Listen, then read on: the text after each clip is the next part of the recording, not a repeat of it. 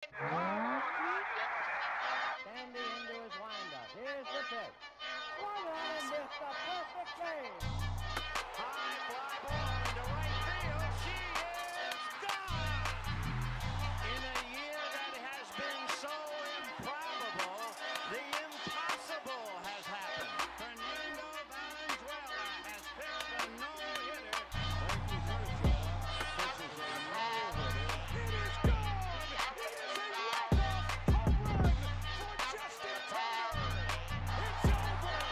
One city, a walk-off home run. This is way back. Walk 'em off. Chris Taylor.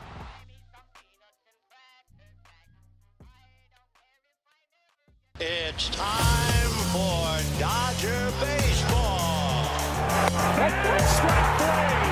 Dodgers have won it all in 2020. Mookie Betts cranks one left field. Mookie Betts. They're going to make big signings. They're going to make impact trades. I don't care how many times this team rips my heart out, I'll never stop loving the Los Angeles Dodgers. Think blue, bleed blue, and I'm out.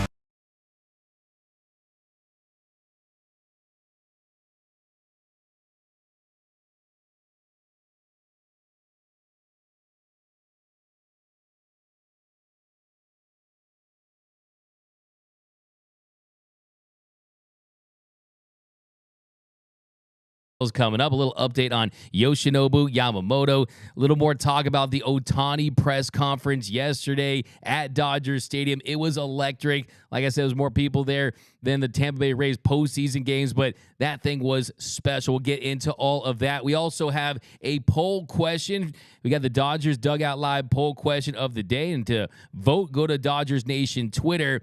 And the question today is, what grade do you give the Dodgers trade with the Rays for Tyler Glasnow and Manuel Margot? Right now, 32% have it as an A, 58% have it as a B, 7% as a C, and 3% as a D. So we'll get into all that, but first, let me know down below in the comment section, what is your grade and what are your thoughts on what the Dodgers need to do next? But if you haven't yet, by the way, be sure to subscribe to the Dodgers Nation YouTube channel. Hit that subscribe button, hit that notification bell, and do your boy a favor. Hit that like button. Feed the algorithm gods. My name is Doug McKain. You can follow me on the X and Instagram at DMAC_LA. But we've got lots to get into, so let's get right into it. So a couple days ago, we had our guy, Bruce Kuntz, on the show, who was on top of this story. He was the first guy to present the information that it was going to be Johnny DeLuca and Ryan Pepio, and they were going to be involved in the trade.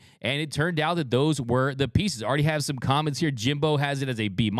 Omar as an A. If he can stay healthy, an A-. That is from our friend Jay Cordy over on YouTube. Dodgers need to extend D-Mac. That's from A-Ray 22. David Snow, they need to send Margot on. Yeah, the Margot thing is, and we're going to dive into this. Just a couple quick thoughts on some of these comments here. I think the Margot aspect of it is interesting because, look, ideally, he's an above-average bat that you platoon with Jason Hayward in right field. The success that he has against left-handed pitching is really where he's going to hang his hat, because throughout his career, he's had a lot of success against lefties compared to righties. A below average against righties, above average against lefties. He has dealt with some injuries in recent years that has impacted his defense. But look, at the end of the day, Manuel Margot in this deal, it did make sense for several different reasons. Like I said, as a bat, he's not going to be explosive, but he's going to be solid. I think what it came down to is the Tampa Bay Rays said, okay, we'll give you Tyler Glasnow. We'll include him in this deal, but we want you to take on Margot and the $10 million remaining on his salary for this season. And the Dodgers said themselves, okay, we don't love Manuel Margot. We're not going out there desperate to sign a player of his caliber, but they also looked at their needs, and it made sense. And it made sense for what they're trying to do. You could do worse than a Margot and Hayward platoon situation in right field. Also, look at the splits in the Trop where he was playing last season versus on the road. Some hitters, some players have complained about the lights in the Trop. So he's got pretty extreme splits there. And like I said, when he's at his best, he can be serviceable. And we'll see what else they do. Because at the end of the day, you have Shohei Ohtani the best hitter on the planet as a DH next season, who's going to be explosive. And you got $10 million and Hayward at the deal that he's back on under $10 million. You don't need that position to really carry you. The Dodgers aren't going to win or lose the World Series next year because of the lack of production of Manuel Margot. Let's focus on the most important part of this deal, which is Tyler Glasnow. Dodgers got a pitcher that 100%, when he's healthy, when he's right, his stuff takes a backseat to no one in this league. When you look at the electric fastball, the filthy vertical break on the curveball, the slider, the extension, 6'8", a 7.5-foot extension to the plate. That's one of the tops in Major League Baseball. When he is at his best, he takes a backseat to no one. And that's what the Dodgers are focused on. And Jeff Passan, he tweeted out early this morning, breaking right-hander Tyler Glasnow and the Los Angeles Dodgers are finalizing a 5-year, $135 million contract. Sources tell ESPN once the deal is complete, the trade of Glasnow and Manuel Margot from the Rays to the Dodgers for Ryan Pepiot and Johnny DeLuca will be official. He will go on to tweet, Tyler Glasnow's deal will start this season, so there are 4 years and $110 million in new money. The total deal could get to $145 million if Dodgers exercise a $30 million club option in year 5. If not, Glasnow has a $20 million player option. Also of note, there's no deferred money in the deal. So, yeah, the big takeaways there, of course, a lot of conversation in the last couple of days about the deferred money that Shohei Ohtani has decided to take on. Of course, 97% of his contract will only be paid out till, of course, in 2034. It's going to allow the Dodgers to save money and add pieces. When you look at this contract, it's a fair deal for a player that you believe is going to be an ace for you. And yesterday on the show, we said 4 years, possibly 5 years on an extension. That's exactly what we got. And I think that this was absolutely the move that the Dodgers had to make. Now, further breaking down this deal, Tyler Glasnow and Manuel Margot come to the Dodgers, and you had $4 million in the deal from their side for Ryan Pepiot and Johnny DeLuca. So on the other side, Ryan Pepiot, he's a really solid pitcher. I think he has the potential from a ceiling standpoint to be a very solid 3. Everything breaks completely right for him. Maybe a 2. Less than 10% chance of that happening, in my opinion. I exchanged messages with Ryan Pepiot yesterday. He's a great guy. He got himself in the best shape of his life. But I find it pretty interesting that people say the knock on Tyler Glasnow is the injury history, and we'll get into that in a second here. But let's not forget, Ryan Pepiot, he made the starting rotation for the Dodgers last year, but then had an oblique injury that set him back for months. So it's not like Ryan Pepiot hasn't dealt with some injuries himself, and he's significantly younger than Tyler Glasnow.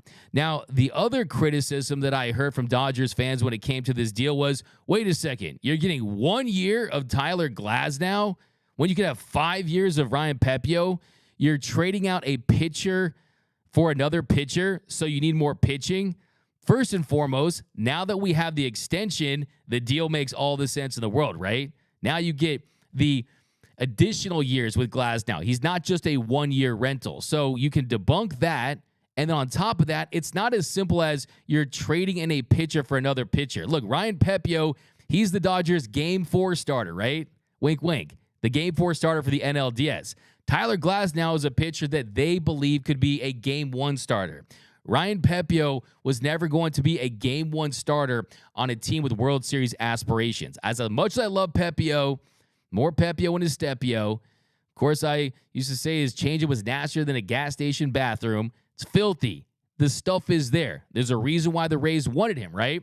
But as far as upside potential and ceiling, Pepiot's never going to reach the heights that Glasnow is capable of. And when you have a win-now roster that just signed Shohei Ohtani, that said that the last 10 years where they made the playoffs every year and they won one World Series was a failure, well, that tells you that this team and this organization is measuring their success simply by what they're doing in the postseason. This is a World Series or bust franchise, and Glasnow, everything breaks right. He gives this team a chance to win a World Series with what he's able to do on the mound. But continue to break down this deal. I think it's very, very interesting when you look at it as a whole. Glasnow will earn, like Passon pointed out, an additional $110 million over 4 years. That's added to the $25 million that he's set to earn this upcoming season. And he'll earn $90 million from 2025 to 2027. And as Passon pointed out, the Dodgers hold a $30 million club option on the 2028 season. Now, if they do decline that, Glasnow has a $20 million player option, and then that's what plays into the $110 million guaranteed in new money. So I found that pretty interesting. Like I said, no deferred money. So it's $135 million. So that's a $27 million hit to the CBT. And the option year is 2028, not 2029. That's what FineSand tweeted. So that essentially is meaning that Glasnow, he's guaranteed that $90 million for 2025 to 2027. So he could possibly earn $120 million over the new part of the contract. So, yeah, if the Dodgers pick up their part of the contract, or $110 million through 2028, it's going to be a lot of money in general, but it allows him some optionality as far as his future goes. So, I think this is a move where you could look back and say, well, look at some of these other pitchers and what they're getting. Aaron Nola, 165. Blake Snell, most likely, is going to get north of 200. Yoshinobu Yamamoto is going to get something in the range of $300 million.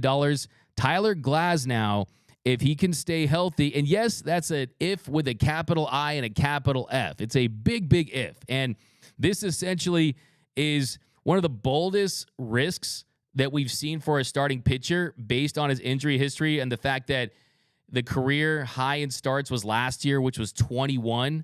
His career high in innings was 120. That's a lot of money to commit to a guy that's never thrown 150 innings. But I will say that's coming off Tommy John surgery.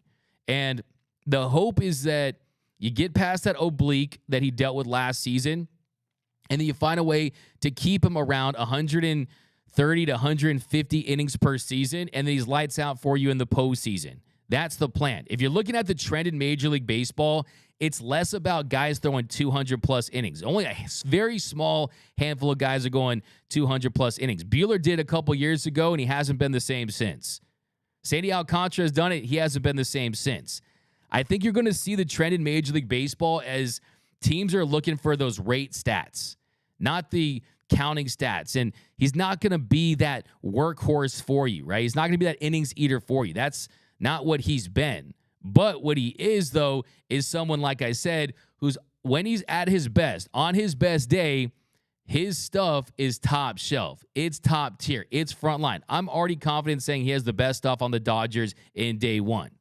And you look at where the Dodgers sit right now as far as where their payroll is, they were already in the luxury tax territory. They're projected per roster resources at $251 million. You add that additional $2 million to the hit on Glasnow. That's going to push him up to, they're now at $253 million. So now you're about $4 million from that second tier where the penalties start to increase, and they're already a multi-time offender. So if you look at that, once they get past that, they'll be taxed at a 62% surcharge for every dollar past the $257 million to $277 million range. It'll be 95% from $277 million to $297 million, and 110% above that when you get into the Cohen tax territory. So I know it's not your money. I know that some people, it just goes right out of your ears when you talk about kind of the salary cap situation. But look, I think the most important thing here is you realize that this team is not in a situation where they're pinching pennies or anything like that. They're making do on Ohtani's competitive clause, right? They're going out there and they're putting the best roster that they can around him. And look, kind of just getting a little more into Tyler Glasnow as a player. Like I said, this is someone who Tyler Glasnow, Tyler Glas later, right? It's not just in 2024. It's Glas later. They have him beyond next season. That is what makes this move for me an A trade, is the extension on him. And since, look at 3.20 ERA since for the last few years. A 34.1% strikeout rate. You look at a walk rate, also a 16.5% swinging strike percentage. That was second among all qualified pitchers that had thrown at least 120 innings. And you look at the expected numbers, they're really good for pitchers that have thrown at least 120 innings last season. He had a 275 expected FIP.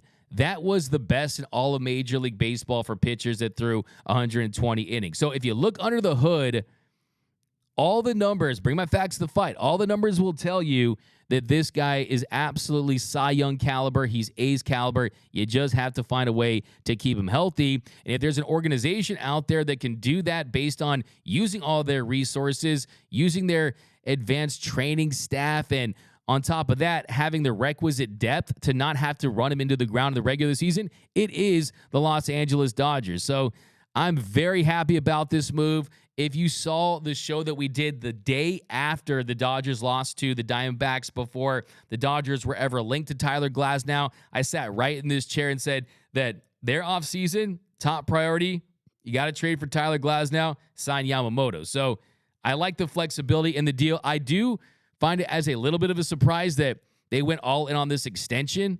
You have to believe in this organization. I always say, if they like it, I love it.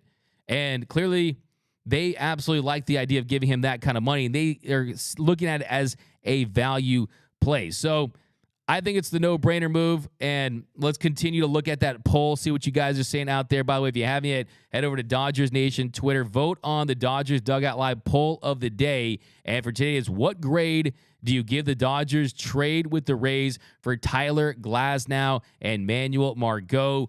Currently, 34% say A, 56% say B, 8% say C, and 2% say D. Reading some of the comments here, I gave it a C, but it could be better if they sign two more pitchers. C's are Luzardo, Yamamoto, or Montgomery. Someone's not a lot of fans of Margot, but like I said, Margot, it felt like that's the tax right there. That was a part of getting them this deal done, was the fact that, yes, already at $25 million, not many teams are going to love that. Not too many teams that does that make a lot of sense for. But that's where the Dodgers' extra financial muscle sets them apart from other teams, right? Is they're willing to take on a Margot at $10 million. And look, he could be serviceable. He absolutely could. A couple other results from this, and what else will this impact? A couple of things are, one, I think Walker Buehler's probably going to be pitching his last season with the Dodgers. That's what this is pointing to, because look, here's the thing. If you're the Dodgers next season and Walker Buehler's returning, he's going to be on a pitch count. He's already coming off his second major arm surgery, right? You look at that right there, and if he has a great year and he returns to form, he's going to set himself up for a really big payday. But unfortunately, the Dodgers, they have to bring in talent now because they want to win now. So from a timeline perspective, that's pretty much why Walker Buehler is going to probably be on a different team following the 2024 season. Because last year, it was Walker Buehler's year off, right? He did not return, and they need pitching now. And I think that he's going to help this team win this year. I have all the confidence in the world that he will, but they're not in a position where you can say, okay, let's not go out there and sign another guy, and let's see what Walker Buehler has, and if he's good, then we'll try to extend him, right? That's just not, one, what the Dodgers have done, and two, it just does not fit the win-now mode that the Dodgers are in. This is the most win-now that I think any baseball team has been in the last decade. Yes, you can say the Padres, but that was almost an irresponsible win now. The Dodgers are doing it from a responsible level because everything is lining up from the timeline where they have to trade their prospects. So we could see the end of Walker Buehler in Dodger Blue. This could indicate that. On top of this, too, for those that wanted to see Kike Hernandez back in Dodger Blue, having a Manuel Margot, unless they try to flip him, which I haven't heard that that's in the works or why they traded for him, is probably not going to happen. And I was throwing out numbers like 2 years, $10 million for Kike. The thing is, for some of these guys, is there are teams out there that'd be willing to sign them on pretty respectable deals. So he's not going to just play for free, right? He's not going to go volunteer mode or anything like that. So, yeah, we'll continue to break down this extension. Think it was the right move. Very difficult to find starting pitchers. He's someone who he's going to be a fan favorite. I guarantee you that if he stays healthy, he's going to be a top 10 pitcher in the league. And like I said, you got to trust this Dodgers organization. I mean, look, he's had Tommy John surgery. Feels like it's a rite of passage for Dodgers pitchers to undergo the knife at some point. So this organization is very familiar with getting pitchers back and optimized following surgery. So I think that's another reason why I feel comfortable with this move. It was the move they absolutely had to make, and I think I love this deal. I'm going to give it an A. But let's read some more comments here, guys. Welcome to Dodgers Dugout Live. Hit that like button for your Los Angeles Dodgers, who are rolling right now. 70 million people watched Shohei Ohtani. Shohei Ohtani yesterday. Give his press conference, an all-time press conference yesterday for Shohei Ohtani. I mean, the Dodgers baseball is hot in the streets. I'm out in public. I'm listening to people. I'm hearing Ohtani. I'm hearing Yamamoto. People in the streets are talking Dodger baseball. It's the hottest thing on the block, and I love to see it. And it's because they're going out there and they're making moves like signing Shohei Ohtani. Ohtani's press conference, it was just electric to see him in Dodger blue. Everybody looks like 10% better at least in Dodger blue. Ohtani, I would say, already was looking great. But to put him in Dodger blue, it just felt right. It looked right. It felt big. He felt big in that uniform. It was Hollywood. It was showtime. And I think it was a fantastic day to be a Dodger fan, a day we will never forget. Of course, everyone wanted to know what his dog's name was. And it turns out, to everyone's shock, it was Decopin, which in English translates to decoy, which I think was pretty hilarious. I'm going to be Decopin_LA. I'm changing my handle. If I've ever son, call him Decopin. And apparently that's a game in Japan where it's like a paper, rock, scissors situation. If you lose, you get to flick the person in the face. So maybe me and Noel will play that after the game. But yeah, no, I actually heard Dicklebean. I actually thought I said Dicklebean, but it was Decopin, but decoy. But I think it's funny because how apt is that? How fitting is that it was decoy, because that is what the plane to Toronto apparently was, right? Should have named the dog Rob Herjavec, right? That was the decoy there. So I thought that was a hilarious moment. What are your thoughts on Ohtani's dog's name? So I'm going to spend the next 10 minutes here just reading some comments, and we'll continue to break this one down. The extension to Tyler Glasnow. Here we go. I think Troy Reed wants Bauer. Okay, we get how much will we go over the tax threshold if we sign Yamamoto, Luis? It's going to be over. I mean, I just kind of gave you some numbers a couple of minutes ago. But yeah, this team, as long as, look, it basically baseball, you can spend as much money as you want, right? There's not a hard cap. It is a soft cap. You can spend as much money as you want, and it will be the fourth time that they have gone past the luxury tax. So they're going to be taxed at the highest rate. But I just think it's anything but the Cohen tax. I think that they would be fine with anything other than that 110%. They probably would be willing. But at the end of the day, this team is heavily invested in this team, and you got to give Shohei Ohtani the pieces he needs. And look, as Noel pointed out, the Yankees, if it weren't for the Dodgers, we'd be talking about the Yankees having this great offseason, especially if they get Yamamoto after trading for Soto. So you also have to consider the competition they could be facing in the Fall Classic as well. I love his last name. That's from Andrew Ray. I would say re-sign Walker for 2025 and beyond as well. Hopefully he gets an extension. I would love to see Walker Buehler back. Brandon Kim, we weren't able to keep healthy May, Catman, Buehler, CK, and the list goes on. And Brandon Kim, look, the thing is, this is not a Dodgers problem as much it is a pitcher's problem, right? Pitchers are getting injured these days. That's the inherent risk you take. You just have to hope that you're getting a guy following a Tommy John, but at the same token, look what happened to Dustin May, right? You had to have flexor tendon revision surgery. So you just never know. You got to trust your medicals when you get them. Go ask Beth from the AP yesterday, who that was a very fun press conference for about 5 seconds, and then it was, were you guys not disclosing a Tommy John injury to have leverage? Guess what? I got news for you, Beth. Shohei Ohtani was getting $700 million without that at all, okay? He didn't need to hide the fact that he had Tommy John surgery or whatever procedure he had.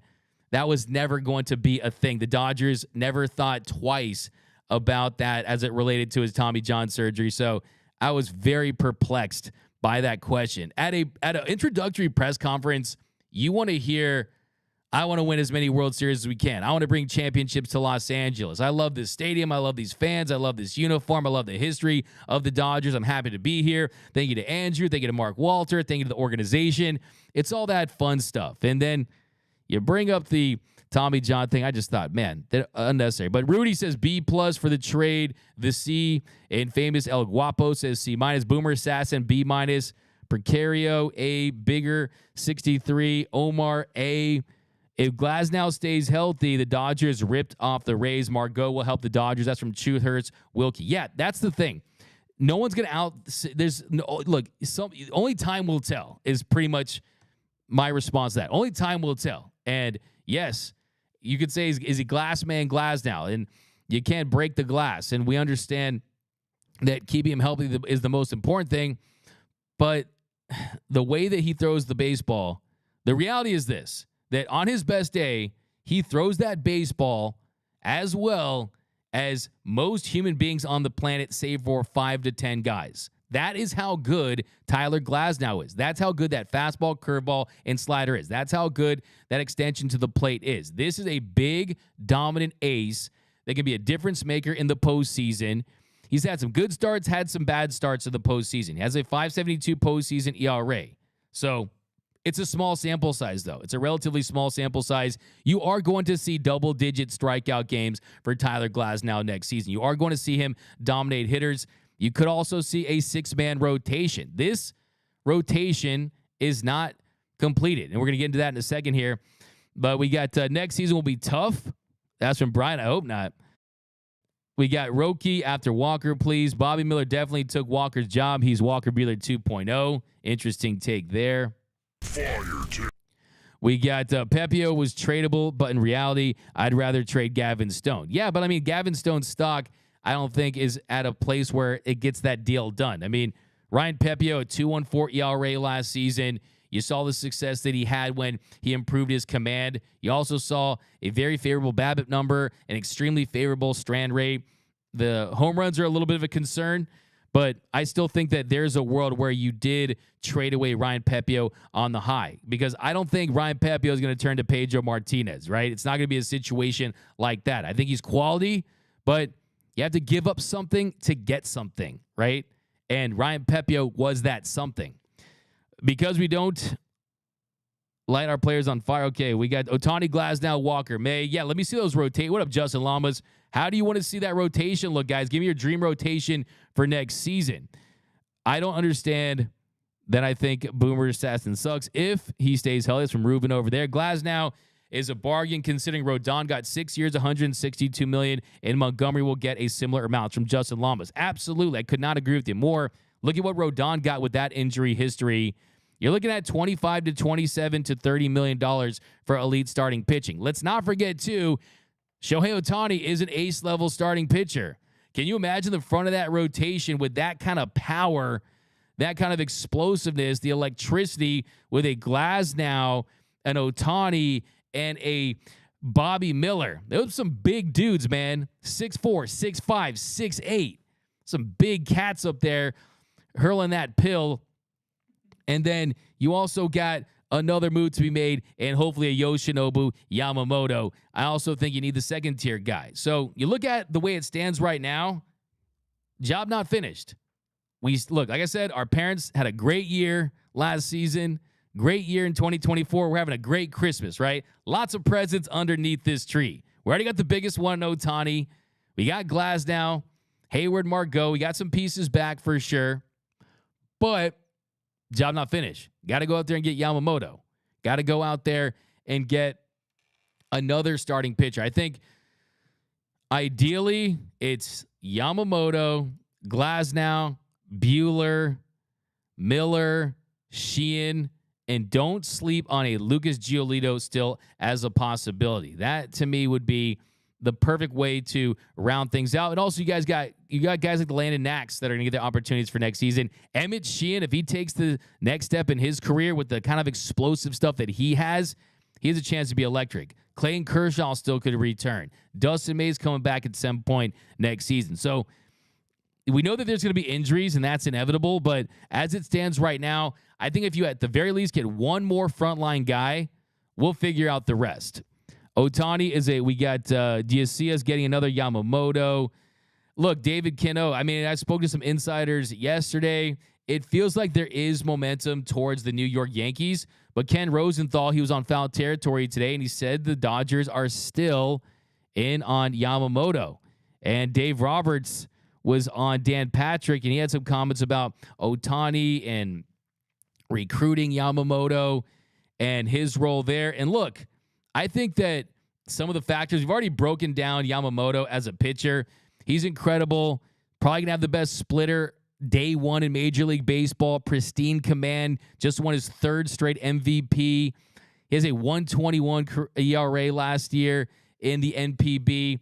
Doesn't allow home runs. His stuff's going to play in the show. He's going to be a good to great to elite pitcher, something on that scale.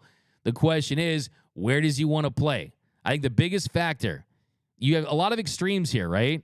You have the extreme of the East Coast and the West Coast, the two marquee franchises. There's a lot of really iconic franchises. There's the Red Sox in Fenway. You got the Cubs in Wrigley. You got the Birds on the bat in St. Louis. But when it all comes down to it, the top two dogs in this league are the New York Yankees and the Los Angeles Dodgers. Those are the top dogs. And I think for Yamamoto, it comes down to the Yankees and the Dodgers. Do you want to wear the pinstripes or do you want to wear Dodger blue? Do you want to play in the East Coast in New York where that market is a pressure cooker? There's a lot of pressure on you to win. New York is different than LA. The population density is different. The weather's different. LA, West Coast, sun and palm trees.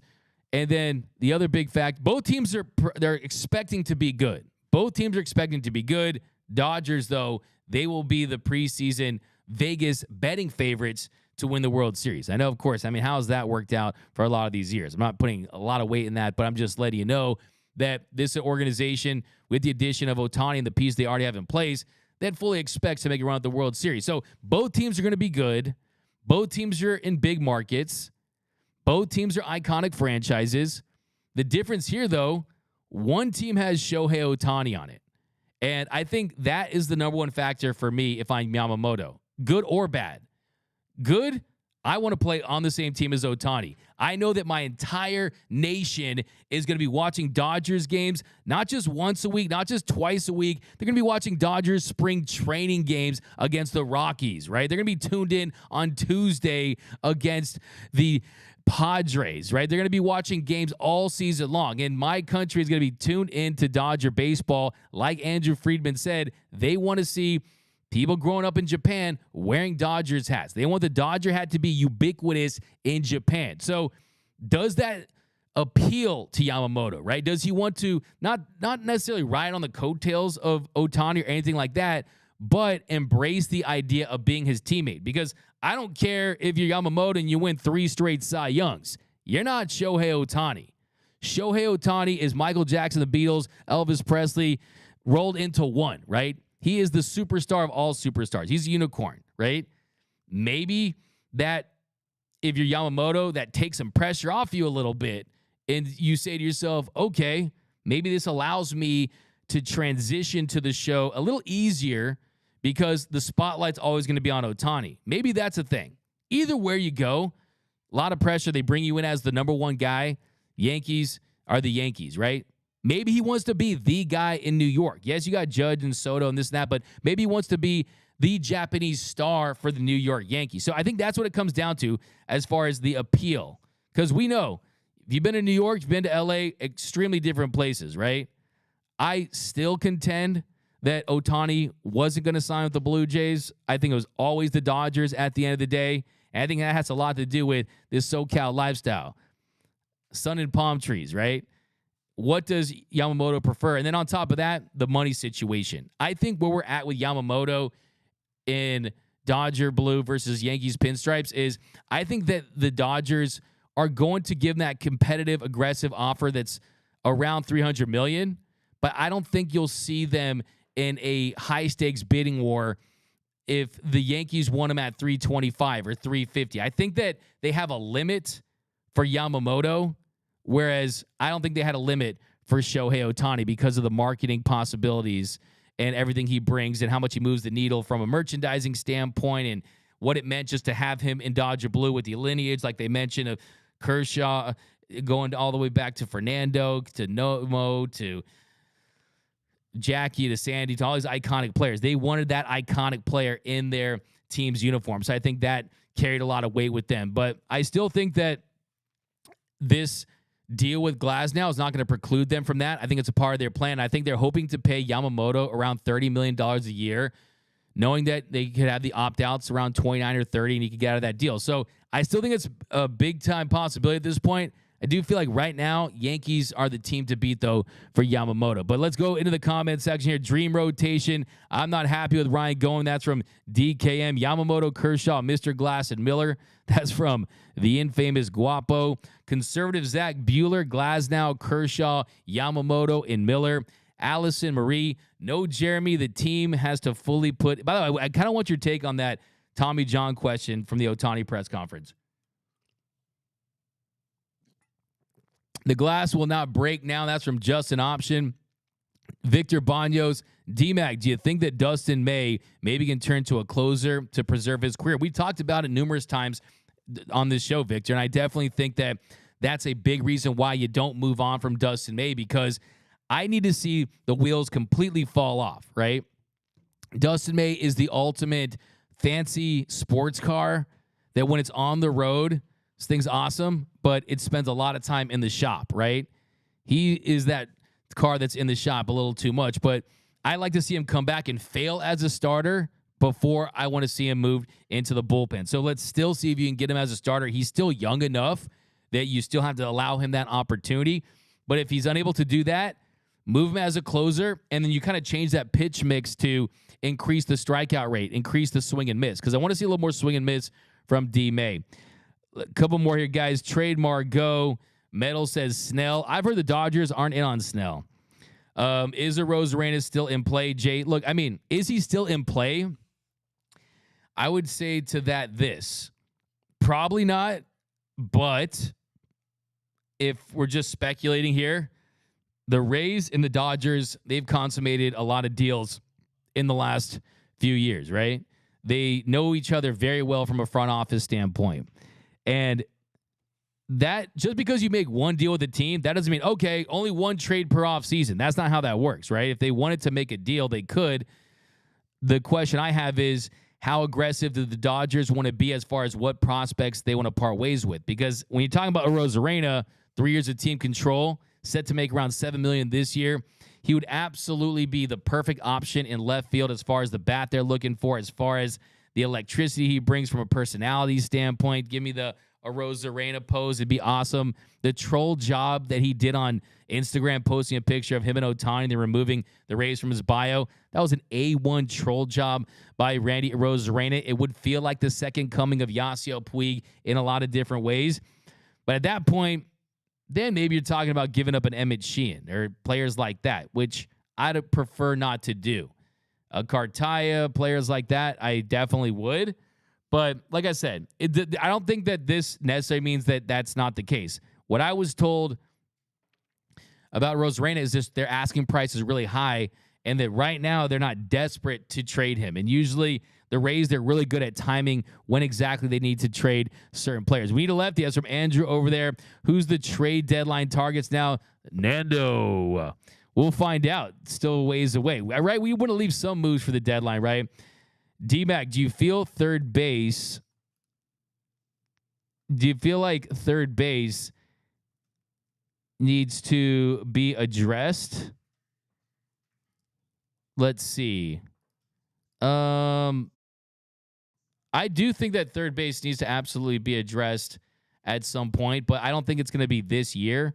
I think the third base situation is a weak spot on the team defensively, but they're also banking on the fact that Max Muncy can handle the position. So it's going to be interesting to see if he can play defense at a average level. If he can, what he does with the bat is definitely going to help. But there's just not that many options right now for this team. And you can't have the perfect team, right? It's not fantasy baseball where you're playing. It's not like a two-man league in a fantasy baseball league, right? I mean, you're not going to have 10 out of 10 at every single position. I still think what Max Muncy brings offensively more than helps out everything what they're trying to do. So I'm not totally upset about it. Ideally, one, he would just be better defensively, and two, you would have a better option internally, but that just does not exist. Let's not forget what Max Muncy is capable of in the postseason. But, yep, guys, I think that's going to do it for this episode of Dodgers Dugout Live. Yamamoto's still in play. Dodgers extend Tyler Glasnow and trade for him. You got Margot in the fold. I still think that the starting pitching is the focus and that we haven't put all the pieces to the puzzle together. If you don't get Yamamoto, think you pivot towards a Dylan Cease trade versus signing a Snell or a Montgomery. But look, if you watch the intro of this show, that was from one of the first episodes. What I say, the Dodgers are going to make big signings. They're going to make impact trades. It's exactly what they've done. Andrew Friedman, this guy is a 3-star Michelin chef this offseason. He has been cooking, and he is not done yet. But that's going to do it for this episode. A couple more comments here, and I'll let you guys enjoy the rest of your Friday. We'll probably be back this Friday, guys. Sam's doing this show every day at this point. So thanks for rocking with us, as always, on the #1 Dodgers show on YouTube, Dodgers Dugout Live, the Hollywood lifestyle that Rendon hates, LMFAO, Trade Manual, Margot, Agreed Boomer, 499 Super Chat from Oral Sacks. Hey, D-Mac, how another late-night Dodgers Dugout to announce Yamamoto? Okay, I know you guys like that late night, that little Dodgers Dugout after dark. We'll find out what we got to do. Bro, don't even ask what I just spent for season tickets worth. Every penny. That's from Jonah over on YouTube. Hey, you guys going to be out the ravine in Forest. I cannot wait to see it. Signed Tim Anderson. That's from N Rocks. They said the same thing about Dice K. Justin Llama's unnecessary was the TJ question. Awful question. Killed the move from Benjo.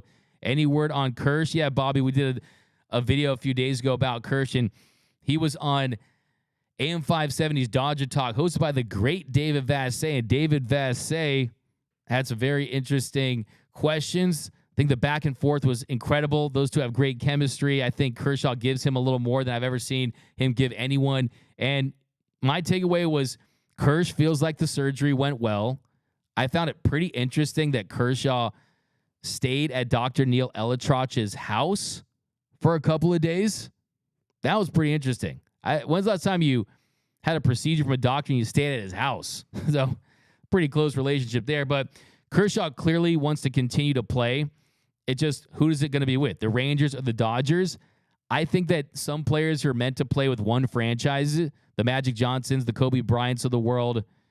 I think that for Kersh, if he truly wants to leave on a higher note, I don't see how him signing with the Rangers and having a good start or a solid finish to his career makes up in fans' minds, even though we know he was at a diminished state because of his injury. But I just think from a narrative and an optic standpoint, if he truly wants to feel better about what happened in the NLDS, at the end of the day, he pitches with the Rangers. His last start with the Dodgers will be one where he went a third of an inning and gave up 6 runs. So I think if he comes back, the Dodgers are still the only team that makes sense.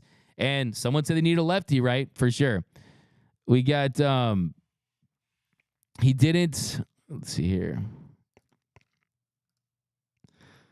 We got, all right, cool. It was a dirty, low-down question.